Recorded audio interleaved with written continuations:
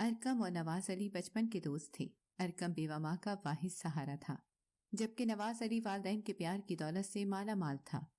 جیسے جیسے دونوں دوست بڑے ہوتے گئے، ویسے ویسے دونوں کے مزاجوں میں فرق آتا گیا۔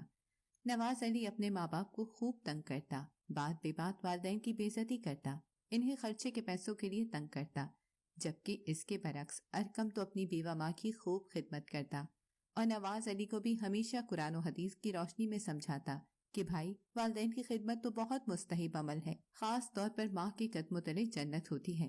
نواز علی اس کی بات سنی انسنی کر دیتا تھا، اکثر اس کا مذاق بھی اڑا دیتا تھا اور کہتا تھا کہ یہ بوڑھے ماں باپ صرف جذباتی بلیک میلنگ کرنا جانتے ہیں، اگر میں نرمی برتوں گا تو یہ روز مجھے نئی نئی فرمائشیں کر کے تنگ کریں گے۔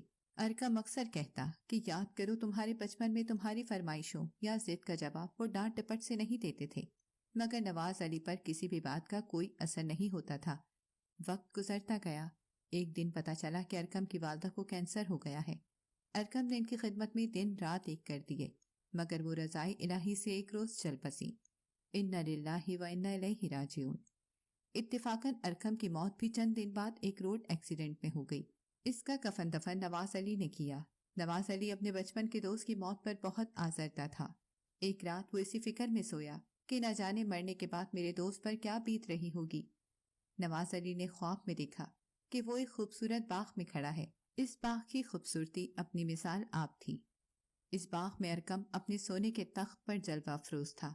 اس نے سبز پوشاک زیب کی ہوئی تھی، اس کے چہرے کے گرد نور کا ہالہ تھا، اس کے ہاتھوں میں سونے کے کنگن تھے، اس کے سامنے نعمتوں کا ڈھیر تھا۔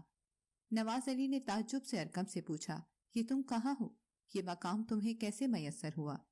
ارکم نے ہنس کر کہا، یہ میری قبر کا منظر ہے۔ اللہ تعالیٰ نے میری قبر میری ماں کی دعاؤں کے صدقے گل و گلزار کر دی ہے۔ مجھے یہ مرتبہ میری ماں کی خدمت کے نتیجے میں ملا ہے۔ نور علی کی ہڑبڑا کر آنکھ کھل گئی، اس کی آنکھوں میں شرمندگی کے آنسو تھے۔ اسے یاد آ رہا تھا کہ وہ اپنے والدین، خاص طور پر ماں پر کتنا چیختا چلاتا تھا۔ اس نے طویل عرصے کے بعد وضو کر کے قرآن پاک کھولا اور اس کی نظر اس آیت پر پڑی، اور آپ کے رب نے حکم فرما دیا ہے کہ تم اللہ کے سوا کسی کی عبادت مت کرو اور والدین کے ساتھ حسن و سلوک کرو۔ اگر تمہارے سامنے دونوں میں سے کوئی ایک یا دونوں بڑھاپے کو پہنچ جائیں تو انہیں اف بھی نہ کہنا اور جھڑکنا بھی نہیں۔ ان دونوں کے لیے نرم دلی اور ان دونوں کے ساتھ بڑے ادب سے بات کیا کرو۔ عجز و انکساری کے بازو جھکائے رکھو اور اللہ کے حضور عرض کرتے رہو، اے میرے رب، ان دونوں پر رحم فرما جیسا کہ انہوں نے بچپن میں مجھے رحمت و شفقت سے پالا تھا۔ نواز علی کو یقین ہو گیا تھا کہ اس نے سچا خواب دیکھا تھا اور اللہ تعالیٰ اسے اپنے آپ کو سدھارنے کا ایک اور موقع دینا چاہتا تھا۔ اس نے عزم کر لیا کہ وہ اپنے والدین کی خوب خدمت کرے گا اور پچھلی زیادتیوں کا ازالہ کرے گا۔